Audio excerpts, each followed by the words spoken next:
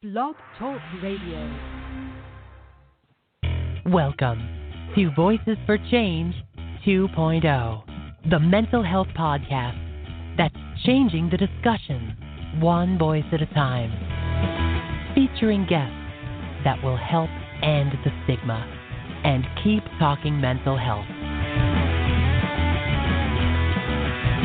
And now, here are your hosts, Rebecca and Joe Lombardo.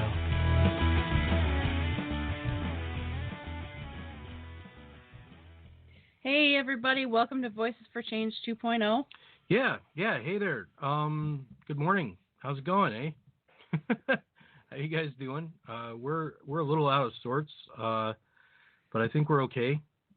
So happy to be here. Yep. Happy to be anywhere. So.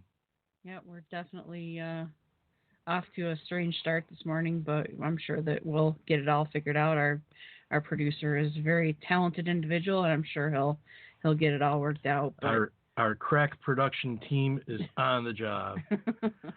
So here's something exciting. I'm getting old. Yeah, that's fun. I'm older than you, so. Yeah, but I get to go today and get my first ever pair of bifocals. Ooh. Yeah, I had to get a pair of them as well a couple of years back, and it was 2 weeks in, and they were still making me feel like I was going to puke. So I definitely didn't get along with those. So I got new stuff, and I don't have bifocals now, and it's fine, but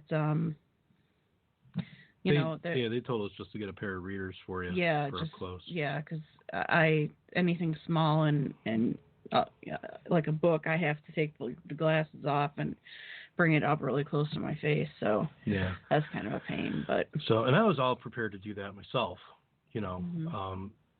based on what the doctor said the other day. But well, not what the doctor said, but what the person that leads up to the doctor, the one that gives you all the exams and stuff. And I was going to be fine with that, but then talking with the doctor, because I have a really bad astigmatism on top of everything else. And she said, well, yeah, you could do the lift it off your face to read thing, but, if you got the bifocals or the progressives that,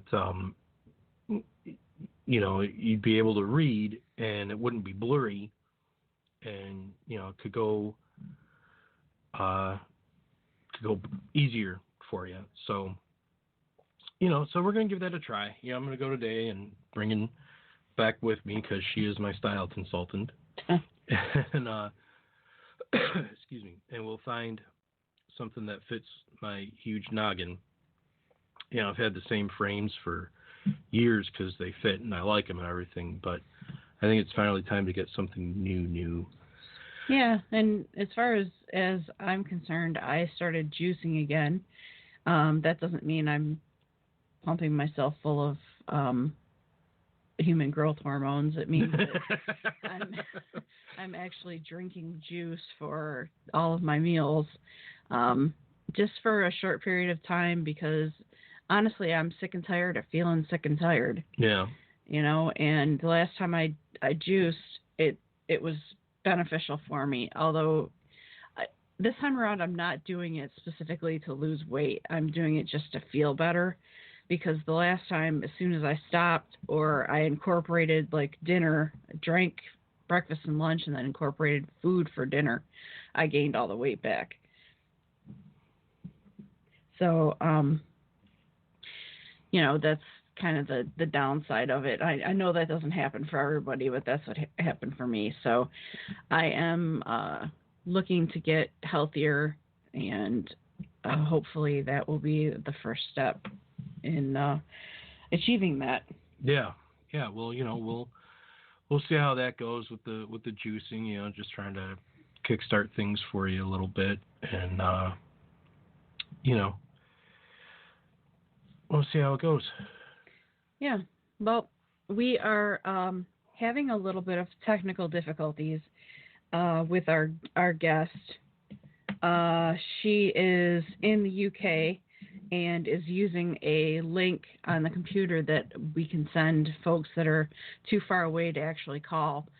And we're having some technical difficulties trying to get her in. So you get to listen to us gab. Yeah. Lucky you. Which is always fascinating. Yes, we are a fascinating duo. But well, you know what? We do have the Super Bowl to discuss a little bit. We do. We finally know who's going to the Super Bowl. We're very excited that one of our teams made it. So. Yep. Go Chiefs. Go Chiefs. And Patrick Mahomes. I'm not going to do a lame Mahomes joke there. Yeah. I'll deck you. We get enough of those from State Farm. Thank you. Yeah, really. So, yeah, we're actually looking forward to the Super Bowl this year. We weren't sure if we were going to. We weren't sure if there were going to be any teams that we cared about, but you know, we're rather excited about that. I have to admit that my spirits and my I don't know how to say it. I'll just say that my spirits rose when New England got knocked out. I was like, okay, all right, this is going to be good. There's going to be somebody I want to watch. Yep. And because I'm just not a New England fan. I don't like them. I don't like Tom Brady. I don't like Bill Belichick. I just cannot stand them. And I know that that's a very unpopular opinion, and I'm sorry if you're offended, but that's just how I happen to feel about it. And oddly enough, I think there are actually a lot of people that are happy they didn't make it this year. Yeah. So give somebody else a chance, for God's sake. Yeah, exactly. So I'm curious to see how this Super Bowl goes. I'm real happy for the Chiefs. I hope it goes their way. We'll see. I think it's next weekend. We'll see what's what. It's exciting. That and all the commercials. I'm looking forward to that too because they're usually pretty good. So yeah. So there's that. So what else is going on in the world, baby? I don't know. I'm a little discombobulated right now because I'm trying to figure out how we can get our guest in here. She can't hear us and Scott can't hear her, so we may just have to play a song or just plain step away. Play a song, do a dance a jig. I don't think any of you want to see me dance a jig. But well, nobody'd see it anyway. We're doing a podcast. Theater of the mind, baby. Theater of the mind. Yeah. So I don't know. Maybe you guys would like to see me dance a jig. Picture me dancing a jig. As far as anything that's mental health related, I am still going through some massive ups and downs, and I had a couple of good days this week. But the good day was immediately followed by a bad day, and then the next day was okay, and then the next day was bad. So it's kind of, I don't know if I want to use this expression or not, but it's kind of rapid cycling depression that I'm going through. Usually when it hits me, knocks me out, and it lasts for a while. And lately it's been up and down, and I'll be perfectly honest, today is not that great of a day for me, so you'll have to excuse the fact that I'm, kind of a downer. But it's been a struggle, and I really think, and I know that some people are going to find this just absolutely nuts, but I really feel that losing our cat, Haley, has been a huge catalyst in all of this depression, because she wasn't a registered therapy cat, but that cat knew how to be a therapy cat without being registered as one, and I was with her 24 hours a day, 7 days a week. I happened to leave the house. It wasn't for very long, and I came back, and there she was. And it's been just an epic struggle to get past the fact that she's not here anymore. I'm getting emotional just talking about it, so I'm going to stop. But I think that has a big effect on me. And I know it probably sounds silly to some people, but we had her for 18 years. Yeah, that's quite a long time. That's, she was a family member, and, the amount of love that we had for her and that she had for us, I mean, it was palpable, and people could see it in stuff that we posted about her online, and if they were, in the room with us and everything, and coming over to visit or whatever, and she was just a very loving, wonderful cat. So,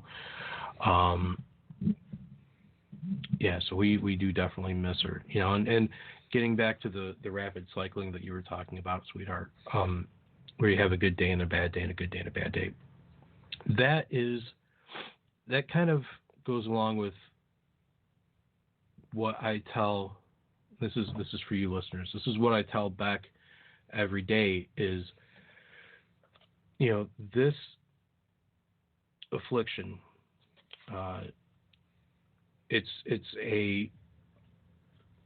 you take it each day as it comes.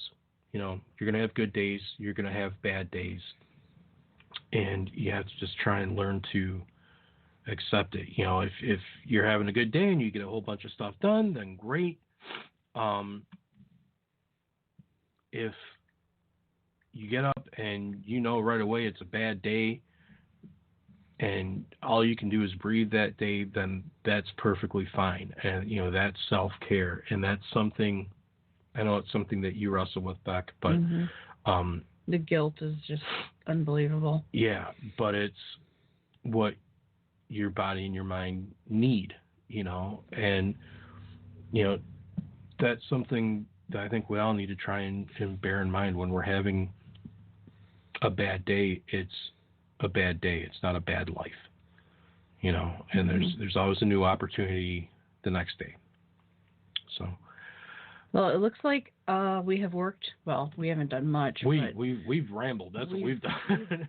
Waited with bated breath about as to whether or not we were going to be able to get our guests in today, and Scott has finally gotten that all worked out. So, yay, Scott! We do have a guest, and we're very excited to talk with her. I've known her for a little while now. I met her on Twitter, as I often meet many of our guests on Twitter.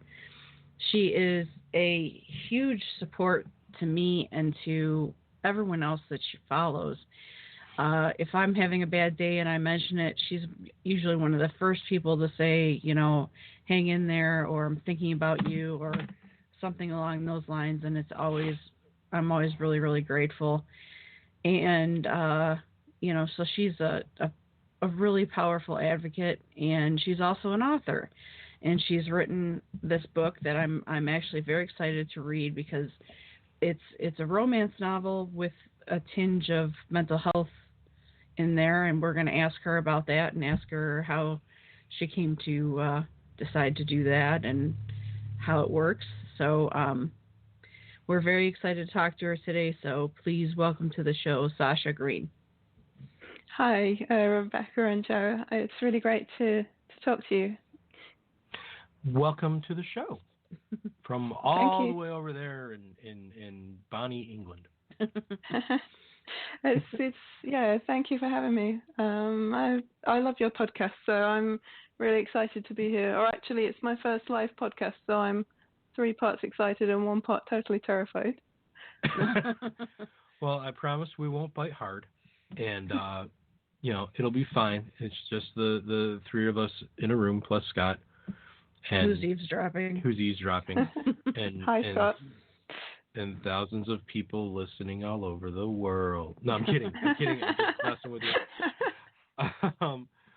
No, it's just we try and keep it loose and really like it is just a little conversation. Just shooting the breeze in our living room or what have you. Yeah. Yeah, and I think that's what I like so much about it, because it's very it's very relaxed. It's very chilled out. So yeah, it's great. Thank you. Yeah, we try. So, do you have any questions for us? No, not at the moment. Okay. If anything happens to pop in your head, just keep it to yourself. No, I'm kidding. Feel free to ask away. We are open books. So. All right. Well, if you don't have any questions for us, we're going to jump right in to what we've got here for you. So could you please tell us about your mental health background? Yeah, I think I have it kind of switched around from a lot of people. I know a lot of people experience mental health issues and then they tend to write about it or try and spread the word about it. And I actually had it totally the opposite way around. So I would say about 8 years ago, I started really seriously thinking that I wanted to write romance stories. And I went on a writing course, and one of the things I had to do for this course was to write the first chapter of a story, which involves coming up with characters and so on. And so, it was, if you think back to sort of 2012, Afghanistan was very topical, and I decided my hero was going to be a hunky ex-soldier, who had PTSD. All very cliched, I was sure it's going to be a bestseller and it was going to be fantastic. And but then I was like, well, if I'm going to write about mental health, I have to actually start to do some research into it because, it's got to be realistic. I can't just use the usual cliches that sometimes you get. And so I started doing research and reading papers and talking to people about their own experiences. And I realized like there was this whole sort of topic out there that nobody really talks about. I know now it's very much more, thanks to people like you and, there's people like Matt Haig and there's a huge number of advocates now. But back then, nobody was really talking about it at all. And it suddenly plunged me into this whole sort of realization that there was this whole sort of aspect of illness and, that was really important. And that made me even more determined to write my stories. And but as you will find out if you read my book, it's not the ex-soldier. He's gone. I now have a skinny 23-year-old who is having some mental health issues, and I feel like it's a much more genuine story than the one I was planning to write all those years ago. But that's the benefit of experience. Yeah. So you yourself don't actually have any mental health conditions? Or? Oh, yeah. I was going to say, sorry, I forgot while I was talking about the writing. I was actually, I was quite lucky because about 5 years ago, I took some trips to Africa, to Nigeria, for work, and I had quite a bad reaction to the medications I was on. I went a couple of times, and by the time I came back from the second trip, I was literally feeling suicidal. Wow.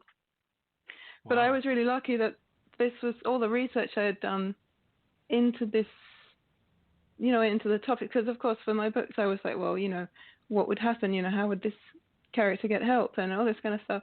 So I was really lucky because I'd done all this research, and when things got tough for me, I knew where to go, and I knew that it was okay to ask for help, and I knew. So I feel like my mental health journey has been a lot less rocky than a lot of people, I guess, because it happened at that point in my life when I already had the information I needed, It was quite, it was sort of a downward spiral, and I ended up being home with the flu for about a month. I lived by myself, so it was totally isolated. I didn't want to ask my friends around in case they caught it because it was so horrible. So that had sort of knock-on effects, and I had post-viral fatigue and so on. So all of this, but I was in a much better position to deal with it because of what I knew already, and in a way this also made me even more me realize the importance of actually getting the message out there and making sure that people know what they can do and where they can go to ask for help, and that it's okay to ask for help and all this kind of stuff. Okay. That's really cool that, you know, you prepared yourself and you didn't even realize it. You know, that's I'm just kind of taken aback by that, because that's really cool. You know, most people, they get hit with depression, or they get hit with mania, or, you know, any other mental health anxiety, you know, anything like that, and they're like, well, what do I do? Where do I go? And the fact that you cared enough about your writing to get authenticity in there, number one, speaks volumes, because, you know, we've discussed many times on this show how, you know, TV and movies and books and whatnot just get it wrong, you know, and consistently get it wrong, and they don't care enough to actually do the research. Or they do the research and just take their own interpretation from it. Right, and, you know, the base common denominator, you know, and so number one, thank you for actually doing the research and wanting to bring some real world experience and whatnot into your writing. That's very cool. But number two, you know, it's kind of trippy that you went through all that work and then come to find out that, you know, you were benefiting yourself in the process. Mm-hmm. You know? Yeah, although I think with the prevalence of mental health, you know, they have this often quoted statistic that 1 in 4 people will have some mental health issues at some point in their lives. Then I think the chances, you know, like you could say, oh, it's a great coincidence, but actually, you know, you could say it's not. You know, I almost feel like everybody should have some kind of, you know, training or information, or, you know, at least somebody they know they can go to for help, which would I think it would help people a lot.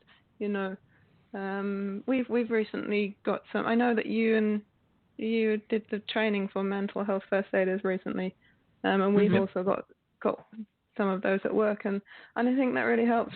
Things like that, you know, it really helps promote the dialogue, because first of all, it shows people that, you know, people are serious about the fact that they think it's a serious issue, and also then it gives you someone who you can access these resources, you know, and they can actually refer you on to somebody else, or, you know, even just have a good conversation with you about your mental health. Yeah. That was our motivation too. Was, you know, you learn a little bit more about it. You get, number one, you get insight on what you yourself might be going through, but secondly, you now have the tools to help, you know, anybody that you encounter during the day, you know, and just being able to show a person that they're not alone in what they're going through is, you know, that speaks volumes. Yes, it helps immensely. Mm-hmm. Yeah, so no, and I think it. Sorry, go on. No, go ahead. I was just going to say that, yeah, you know, it's still, like, it's not going to change the person's mental health issues, but it might just help them to take that step, you know, that initial step. You know, I did a lot of because my book touches on suicide. It's one of the main themes. I did a lot of research into suicide, and now, you know, they're actually saying that, you know, one conversation with people, it can change their lives. You know, it can save them at a time when, you know, things are really bad. You know, just having that particular, if it's the right time and the right place. You know, so I think these individual interactions with people are so important. Definitely. Yeah, indeed. Mm-hmm. Indeed. Now, did you always know that you would be a writer?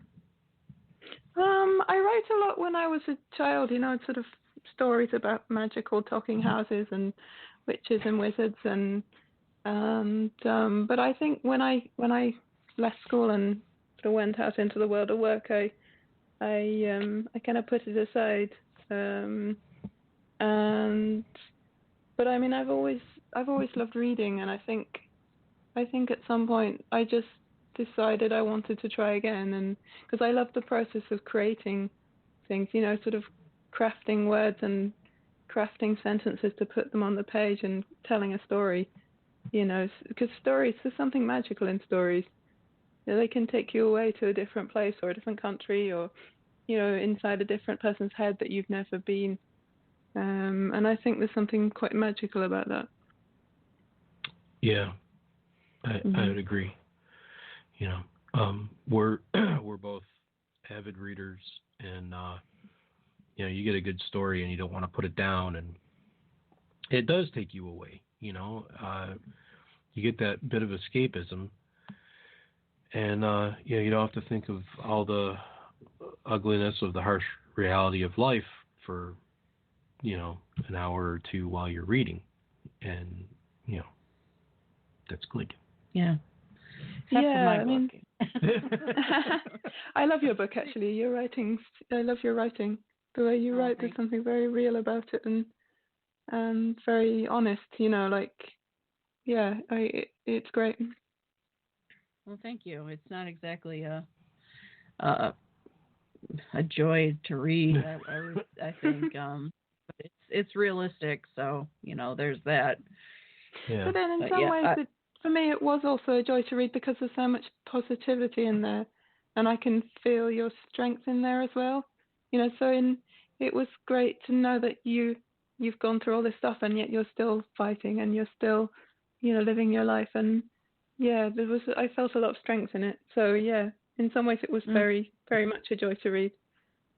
Well, thank you very much. I appreciate that. Well, you know, we're 25 minutes in. We're going to go ahead and take a break, because that's what we do. We take breaks because breaks are good. Go. All right. So anyway, let's see. So yeah, I can't read today. I'm dumb. Okay. I'm the dumb. You do it. We're taking a break. We will catch you on the other side of Real Me by Kenneth Mogan. Thank you, honey.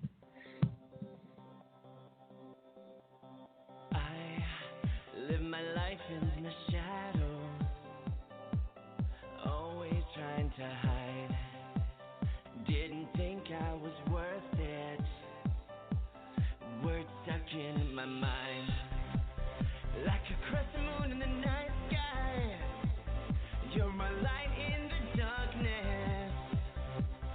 Time beside your hand in mine. Never thought I'd find this. I've been waiting my whole life for you. You have taught me to believe in my dreams, 'cause you see through.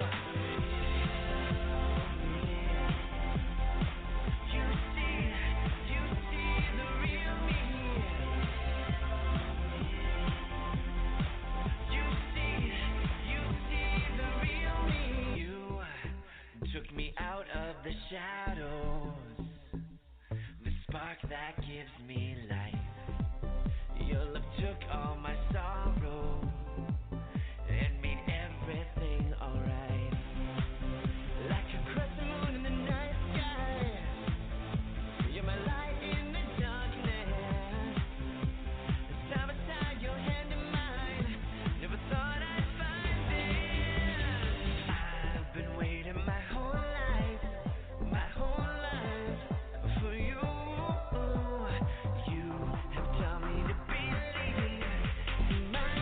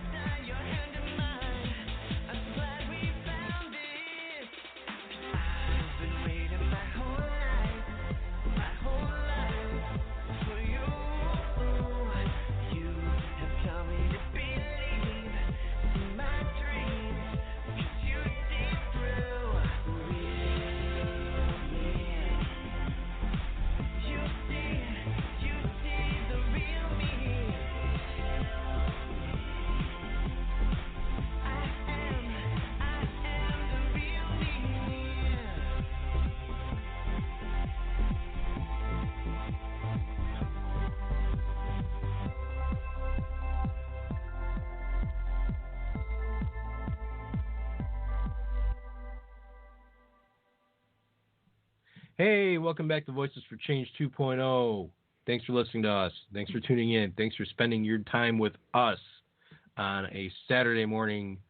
Chilly Saturday morning. Chilly Saturday morning in January, as January is wrapping up rapidly. I think this is the last Saturday in January, actually. Yeah, and you know what we didn't mention before is that this month, I can't recall the exact date now. It was in my Facebook memories, but this month is actually our anniversary of being on with Scott. That's true. That's very true. So this is year number 4. 4. Wow. Man, time flies, eh? No kidding. So, yeah. So how about that, kids? So, anyway, I'm Joe. She's Rebecca. We got a woohoo from Scott over our little messaging device here. And all the way from, not Bonnie, England. No. But Bonnie, Scotland. You sure they use Bonnie in Scotland too? No, do they use Bonnie? I don't know. They do from time to time, yeah. Oh, there you go. The wonderful, lovely, and talented Sasha Greene. Hi, everybody. Hey, lady. Hey, lady. Thank you once again for being here with us. Yes. Thanks for taking the time, which for you, we figured out over the break was in the middle of your day. You know, versus, I mean, it's 11:30 here right now in Detroit. But over there, it's 4:30. Which is, I think is 5 hours, right? Well, yeah, 5 hours difference. Simple math. Yeah. Don't give me the simple math thing. You know I don't do math. Yes, my love. That's usually the time difference for someone in the UK as well. Just putting that out there. Almost everybody that we've ever interviewed over there, it was a 5 hour difference. Yeah. So I love you. I love you it's too. It's quite a small country. We only have one time zone, so it's not that complicated. Yeah, you guys got it easier. We got 4 over here. So yeah, it always confuses me. If we're talking with somebody from LA, it's like, it's 3 hours? 2? What? When? Where are they? So, but all right. So, next question for you. Please tell us about your book, which is called Something Like Happy. Yeah. So this book is set in Glasgow, which I love. It's a great city.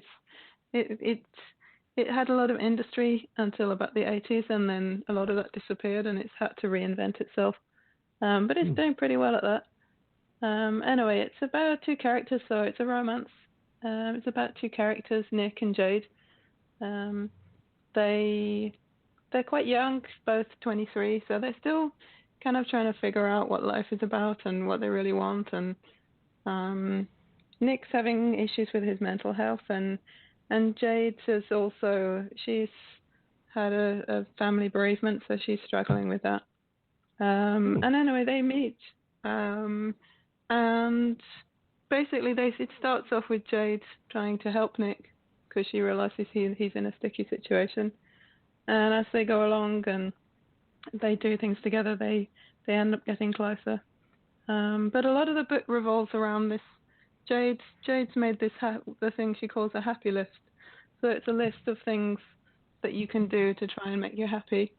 And it's just simple things like going to look at a good view, or spending some time with a good friend, or and she and Nick decide to do this list together.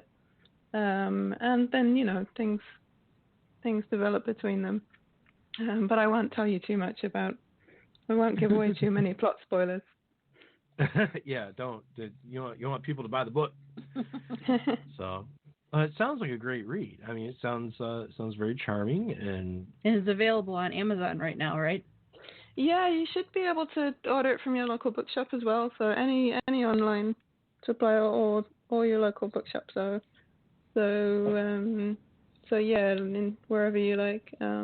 But I think that about the book, I really wanted to write. There are so many negative news stories about mental health out there, and extreme types of stories, that I wanted to write something that was very positive.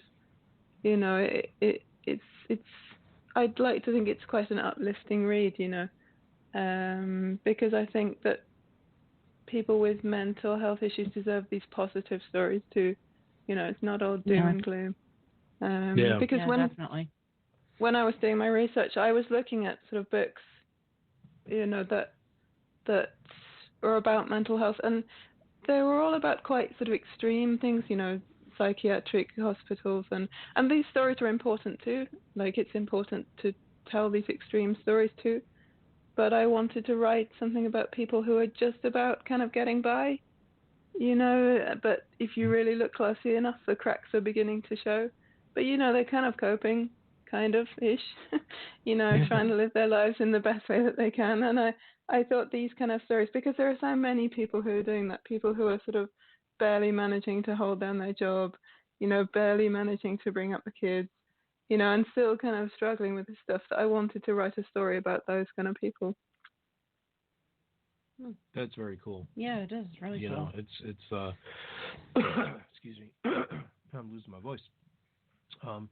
That actually kind of covers the next question that we had for you, which was, where did you get the idea to add mental health topics into a romance novel? And we've kind of discussed that all along, really, starting with the first thing with the soldier with PTSD, and, you know, just the fact that the book that you wrote, it covers it, but it's not, you know, it's also a romance novel. And I think it what it strives to do, I think what you're striving to do, and maybe, you know, correct me if I'm wrong, is you're trying to normalize mental health issues in the context of day-to-day life, which I think is awesome. You know, it should be just as normal to acknowledge having to live with these things as it is having to live with,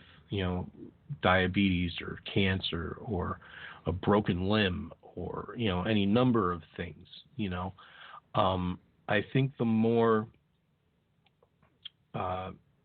different types of media, like books and movies and TV, the more that it attempts to normalize it and not make it a quote-unquote scary thing or a particular plot motivation, like, oh, this guy was a killer because he had bipolar disorder, which we've seen way too much.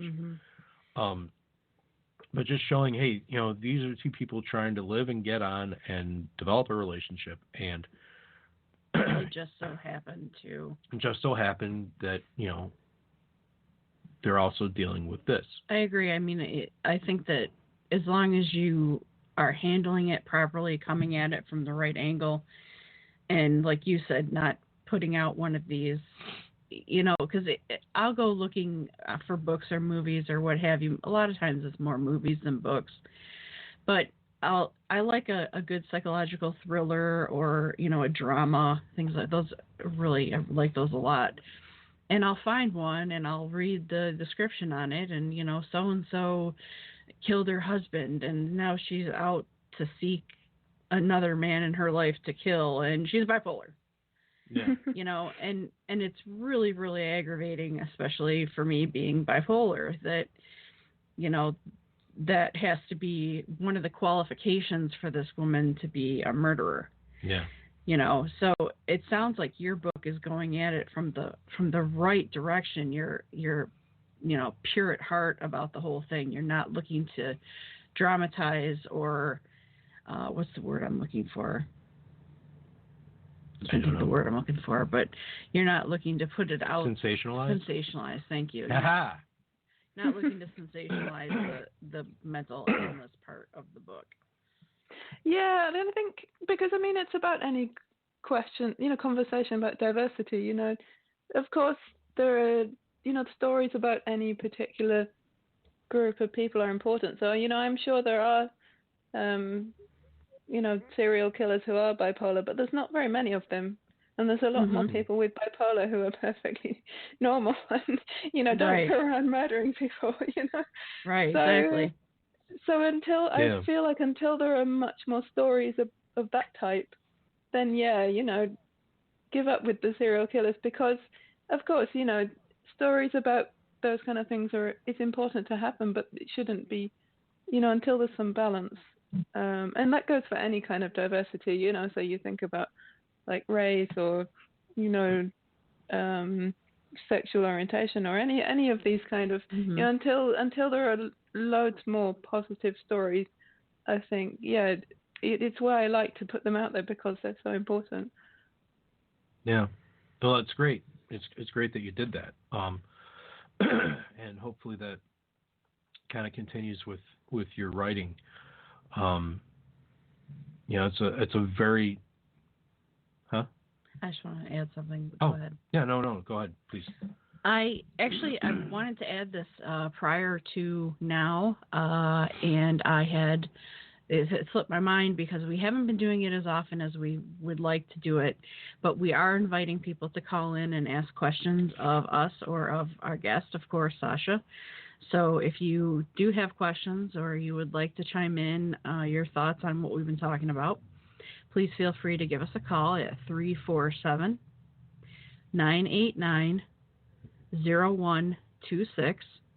And you will reach our lovely producer, Scott, and he will let us know that you have called in. So just wanted to get that out there real quick and before we moved on to the next question. Yeah. So go ahead. It's your turn. It's my turn? Oh, Is it my turn? Okay. So, I really get the feeling that you were trying to,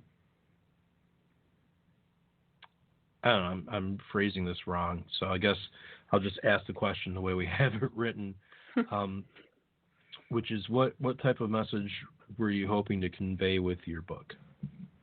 I get the feeling that it's hope, but I just want to see what you say. Yeah, I mean, in the end, it's also just I hope, it's just a really good read as well, so it's not specifically aimed at people who might be struggling with their mental health. It's maybe even more aimed at people who aren't, so that they can have some insight into what it might be like, But in the end, I want anyone to read it because, it's about sort of normalizing these things and telling these stories and just getting them out there so that people talk about this stuff more. I also maybe had it in my head that there might be people who wouldn't talk about their mental health, but they might read a book about it. Yeah. And then this might also help. But I don't know, like I think it has multiple purposes really. But in the end, I wrote it because I felt like it was a story that needed to be told. The characters sort of jump up and down in my head until I let them out, some of the time. So they spoke to me really strongly, both of them, right from the beginning. Oh, that's good. That's good. It's I can appreciate having that motivation and the having this inspiration to get what's in your head on the written page. Just from a music standpoint, I'll go through that. I don't write lyrics often, but when I do, I have to write them down right then and there because it's like somebody turned on the tap and I've got to get it all out now or I forget everything. I will lose it forever. Yeah, I'm the same way with writing. I have to, if it's 2:00 in the morning, I have to jump up and go write it down because I'm just going to lose it. I'll never remember what it was I was thinking about. Yep. Yeah, sorry, go ahead, Sasha. No, I was going to say I do that all the time. I have an idea and then I'm like, oh, I remember it. And then, half an hour later, I've totally forgotten. So, I'm trying to write things down more often these days. Yeah, it's there's a meme floating around out there, and it's this guy who's asleep, and his brain wakes him up, and his brain says to him, hey, you got this great idea for this thing. And the guy goes, oh, yeah, should I write it down now? And the brain says, nah, we'll remember it in the morning. You'll be fine. Go back to sleep. And then, the guy goes back to sleep, and the brain's like, you idiot. That's fantastic. Yeah, I always get a big kick out of that when it pops up in my feed. It's like, yeah, that's pretty accurate, actually. So, have you done any other writing for publications or blogs or anything like that? She wrote for my blog. She did? She did. I did not know that. It had slipped my mind, but it was actually quite a popular article too. It's gotten a lot of reads. Oh, that's good to hear. I've not done much other writing. I did write a short story, which won a competition of 2 or 3 years back. But no, I mean, I'd love to. I mean, if there are any bloggers out there who would like a guest blogger, or then I'd love to hear from them. So yeah, I'm always happy to do. Feel free to write something else for me as well. Okay, I'd be happy to do that. I'd love to have you again. Just message me on Twitter and we'll set it up. Yeah, that sounds great. I'll have to think about what to write first. Yeah, I love that with your book. You incorporated these mental health aspects, but you didn't write it with a specific. You didn't get on your soapbox, is what I'm trying to say. You were just trying to tell a story and have this be a part of the story. And there's a entertainment value in there that isn't sensationalizing a thing. It's just making it a very realistic component of the story. So, thanks for doing that. Yeah. Because that's really cool. And it's something I'm trying to do with the next book that I'm writing at the moment, which is about PTSD. So I went back to my original theme, and again, it's a topic. It's a very tricky topic, and it's one that I really want to do justice for. So I'm taking my time just to make sure that it's really worthwhile. But yeah, I'm hoping that book will be out at some point as well. Is there a hunky ex-soldier in it? There is in this one, yes. And nothing wrong with that. I'm sure there are many of our listeners that would appreciate a hunky ex-soldier. Mm-hmm. Or our hunky ex-soldiers. Or our hunky ex-soldiers, yeah. And so I am neither. I am not hunky nor an ex-soldier. So it's okay. Oh, you have other talents, so that's fine. I still love you. Yeah, I kill him with humor. Don't I, honey? Yes, you do. You're hysterical. Yes, thank you. Anyway, Sasha, what advice do you have for struggling authors or writers? I think it's really to talk to other people. I got so much encouragement from people on Twitter. I joined an industry association.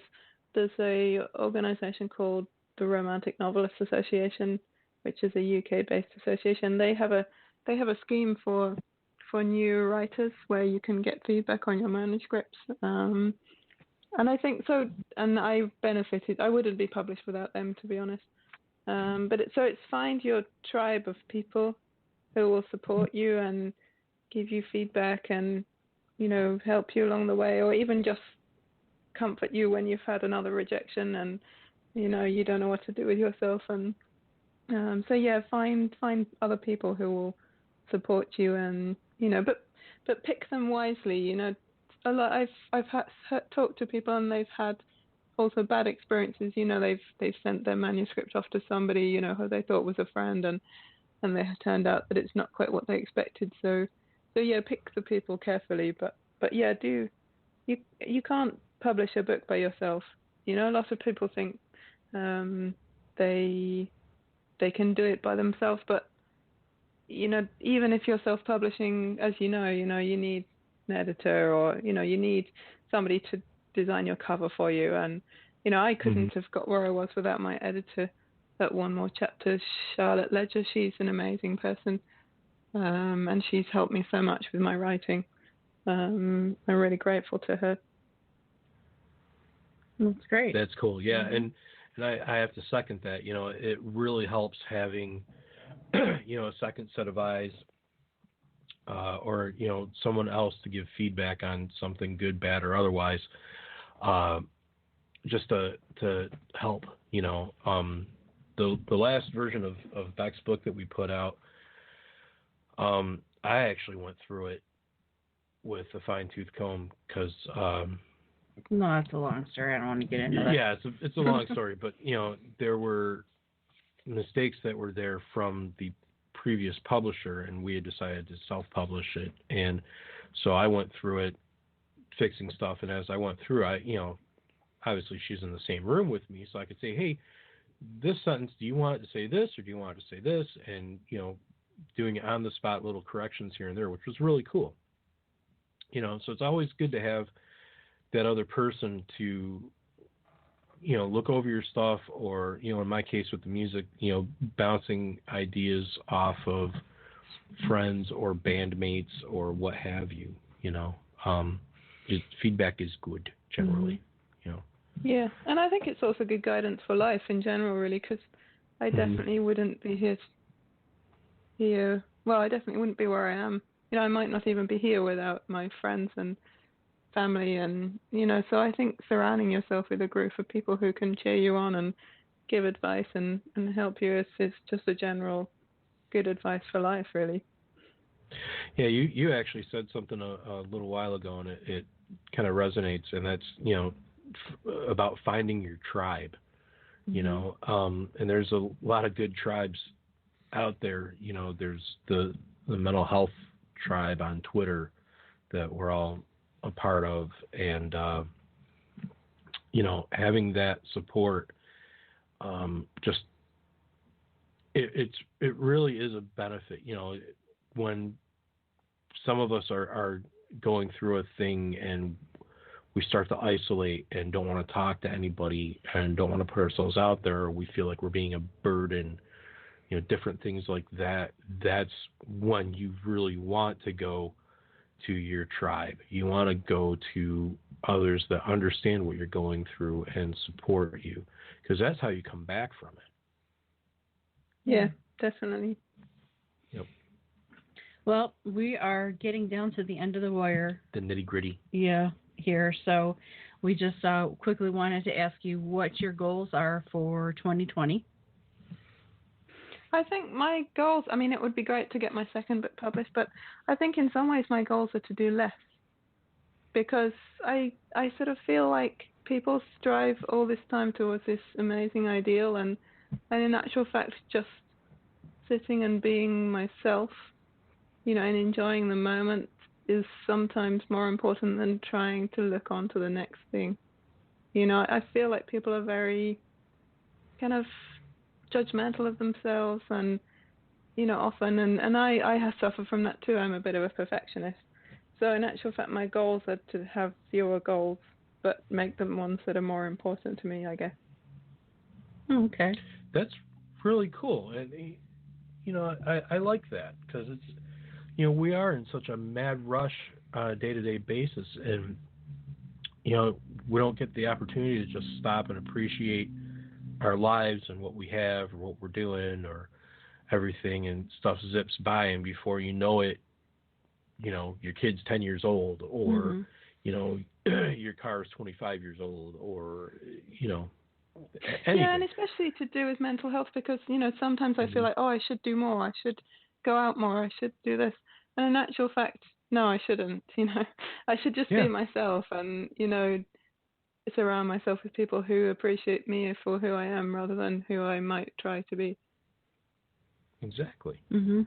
Yeah, it's a struggle for me. I'm constantly dealing with that. I should be, and a lot of days I can't, and then the guilt kicks in. So it's definitely a burden on my shoulders at all times.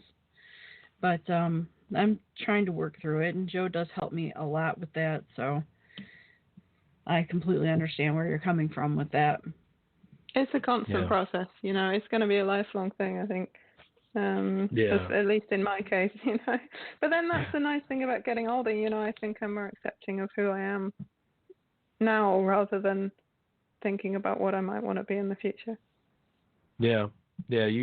That's one thing that comes with getting older, is you do start to kind of appreciate, what came in the past and where you're going and where you are now, and easy to miss that stuff when you're young, but you know, when you're 45, you know, you suddenly have that. Sorry, I'm losing my voice. You have that bit of hindsight. Mm-hmm. So I think it's a good spot for us to stop with, except for the last question that we have. Yeah, we just want to send your social media information out to the listeners in case they want to get in touch with you or ask you to blog for them or whatever the case may be. So how do people find you on social media? I'm not on that much social media. I just do Twitter because otherwise I couldn't keep up. But my Twitter handle is at Sasha Greene Auth. So happy to connect with people on there and carry on the conversation there. Very cool. Sounds good. Well, and it's been great talking to you guys. We love talking to you. Yeah. You know, and we appreciate the all the support that you've given, and that you continue to give, and that you will give, and yeah. We just appreciate you. We just appreciate you. So. Thank you. So that means a lot to me. All right, thanks. Stay on the line, and we will be leaving you this lovely. Well, it's afternoon now, but we'll be leaving you for now. We'll catch you guys next week, and please enjoy "So Much Better" by Levi Christ.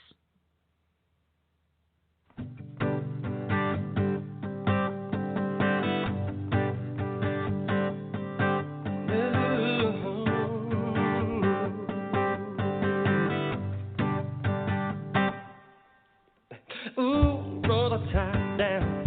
Let's take an afternoon drive. I've been working too hard. I wanna leave it all behind me. Pushing and pulling, yeah, the world keeps spinning around and around. But I go with the flow. Nobody gonna get me down. You got to tell you the secret about the way that love's gonna be. It's a super sexy, conscious, cosmological ecstasy. Getting hold of me, and it's so much better now. Baby love, don't you know that it's so much better now. And it feels good to let it go. Yeah. I want you to stop and take a look around. Let your body unwind. You see, you got everything you want. You just gotta open up your eyes. You sing it, holding on to something when there's nothing that you can do to change it. Just let it go with the flow. Get about your business doing you. Say I tell you a little secret how to make it only history. Oh, it's a super sexy, conscious, cosmological ecstasy. It's getting hold of me.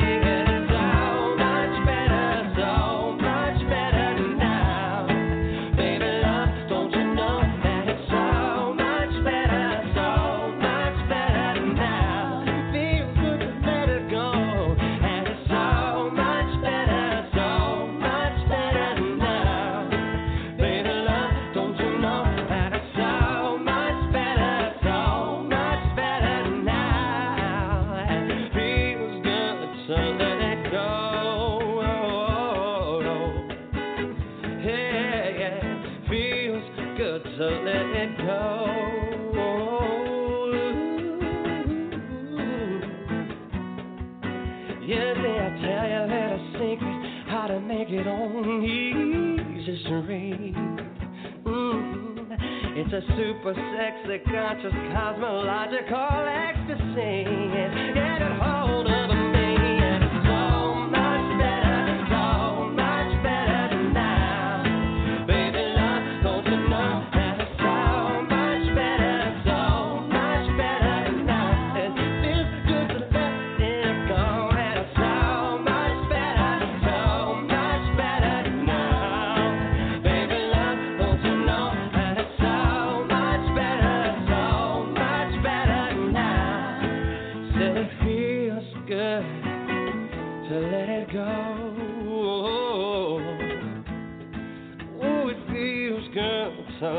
gone.